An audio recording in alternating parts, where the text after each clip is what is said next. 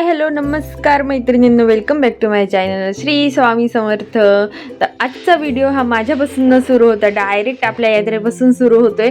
तर बघू शकताय ना आपल्या धुळ्याची यात्रा कायच झक्काच होती, काय झगमगाट होती. बाप रे, ही यात्रा तर मी मुंबईमध्ये सुद्धा नाही बघितली आणि खरंच कोण कोण धुळ्याच्या यात्रेमध्ये गेले हे मला कमेंट्समध्ये नक्की सांगा. आणि बाप रे, हा यात्रेचा लुक बघून ना खरंच असं वाटलं की काय कॅप्चर करावं आणि काय नाही करावं.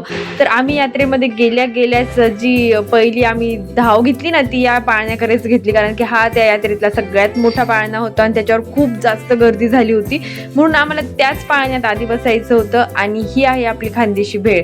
तर पाळण्याच्या समोरच होती, तर म्हटलं चला याची एक झलक घेऊन घ्यावा.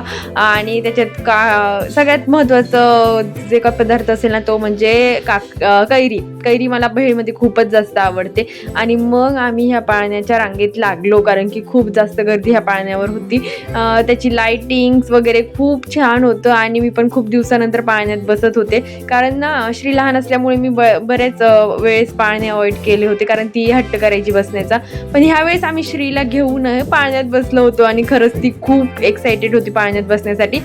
आणि मग नंतर आम्ही सर्वजण पाळण्यात बसण्यासाठी रेडी झालो आणि फायनली तो पाळणा खाली आला. मी हिंमत तर केली पाळण्यात बसण्यासाठी, पण नंतर जी त्याची स्पीड बघितली तर थोडीशी भीती वाटत होती. आणि नंतर मी परत त्याच पाळण्यात बसले, तर पाळण्यात बसल्यानंतर मी काही रेकॉर्ड करू शकले नाही, तुम्ही समजू शकता.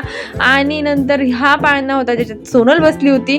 आणि मला ना गावाकडची एक गोष्ट जास्त आवडते की तिथे ना यात्रा भरली तर अगदी बेरोजगार लोकांनाही छोटा मोठा व्यवसाय करायची संधी मिळते. आणि खरंच आपण ना जास्त हेवी हॉटेल्समध्ये खाण्यापेक्षा ना या छोट्या मोठ्या जे स्टॉल लागलेले असतात ना, जे गाडे लागलेले असतात त्यांच्याकडून एखादी गोष्ट घेतली ना तर खरंच त्यांना पण खूप आनंद होतो आणि आपली इच्छा होती चटपटीत खाण्याची, तीही पूर्ण होऊन जाते.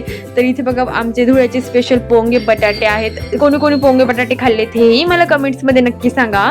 खरंच खूप मस्त लागतात, तुम्ही ट्राय करून बघा. आणि भेळ होती आणि ही मसाले काकडी तर एकच नंबर होती. मी जास्त करून हे सगळं काही मिस करत असते जेव्हा मी मुंबईला येते तेव्हा. आणि ही माझी स्पेशल भेळ शेवटी मी घेतलीच पाळणे खेळल्यानंतर. त्याच्यामध्ये काकडी, परत कैरी, कांदा वगैरे, लिंबू, एकदमच चटपटीत होती, अगदी तोंडाला पाणी यायचं. आणि ही सगळी लगबग बघून मनाला खूप समाधान वाटलं. आणि MH18 ते कसं सुटणार, MH18 म्हणजेच धुळे. आणि धुळ्याची ही यात्रा होती, एकविरा मातेची होती. आणि बघा लहान मुलं आपल्या घरात असेल तर हे बघा ती पाळणा खेळते, पण आनंद मात्र आईंना खूप जास्त होत होता. आणि हा छोटासा आनंद आहे ती बलून्स उडवण्याचा, हेही मला खूप कॅप्चर करावं असं वाटलं, कारण की ही बाई होती खूप वेळची बलून्सचं ते बंदूक विकत होती. आणि ते जो तो येऊन ट्राय पण करायचा, तिच्याकडून बंदूक पण घ्यायचा, तेही बघून मला खूप भारी वाटलं. तर हाच फायदा आहे खरंच गावची यात्रेचा, की जिथे मोठे मोठे स्टॉल नसतात, एकदम छोटे छोटे स्टॉल असतात, ज्यांना खूप गरज आहे पैशांची, खरंच त्यांच्याकडून ह्या वस्तू घेतल्या पाहिजे आपण. आणि नंतर आम्ही पेट पूजा केली, आम्ही पावभाजी खाल्ली. आणि नंतर आम्ही बऱ्याच गोष्टी बघितल्या यात्रेमध्ये, जे आपले खानदेशी चाटू असतात, जे आम्ही कुरडाईचं पीठ हेटायला घाटायला काय असेल ते यूज करतात. आणि खूप लाकडी वस्तू होतात, त्याही वस्तू घेतल्या आम्ही. आणि मग म्हटलं की चला आता घरी जाऊ. पण घरी जाण्याआधी एक गोष्ट घ्यायची होती, ती म्हणजे आपल्या यात्रेतली गोड शेव, जी सगळ्यांना आवडते. आणि ही गोष्ट कोणाकोणाला आवडते तेही मला नक्की सांगा कमेंट्समध्ये. गोड शेव घेतली, जिलेबी घेतली. आणि ह्या आजीबाई बघा त्यांचा व्हिडिओ काढते तर निवांत बसलेल्या होत्या. चला मग भेटूया नेक्स्ट व्हिडिओमध्ये. कसा वाटला व्हिडिओ ते नक्की सांगा. बाय. व्हिडिओ आवडला असेल तर लाईक, शेअर, सबस्क्राईब करायला विसरू नका. चला भेटूया नेक्स्ट व्हिडिओमध्ये. बाय.